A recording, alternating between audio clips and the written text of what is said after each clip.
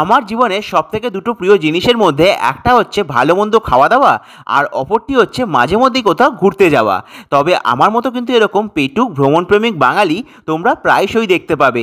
তাই এই দেখো না, একটুখানি দৈনন্দিন জীবন থেকে ছাড় পেতেই সপরিবারে ঘুরতে চলে গেছিলাম আমাদের বাঙালির অন্যতম ফেভারিট জায়গা দীপুদার দীঘাতে। তবে যাত্রার শুরুতেই যে এত বড় একটা ঝুঁকি পোহাতে হবে আমাদের, বিশ্বাস করো আমরা ভাবতেও পারিনি।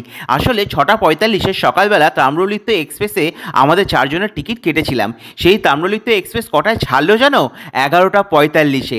তাও ভাগ্যিস মাঝরাতে 1টার সময় মেসেজ ঢুকেছিল যে 6:45 ট্রেন ছাড়বে 11টার সময়। সেই অনুযায়ী আমরা একটু ডিলে করে আসলেও যতই হোক সকালে জার্নি, সেরকম তো আর খাওয়া দাওয়া করে বেরোনো হয় না, তাই না? তাই 4 জনেরই কিন্তু পেয়ে গেছিল ভীষণ খিদে। আর হাওড়া নিউ কমপ্লেক্স থেকে ট্রেনে চাপবো, সেখানে মিয়ামোড় থাকতে আর চিন্তা কিসের। তাই প্রথমে তোমাদের সাথে সমস্ত কিন্তু আইটেমগুলো শেয়ার করে নিলাম।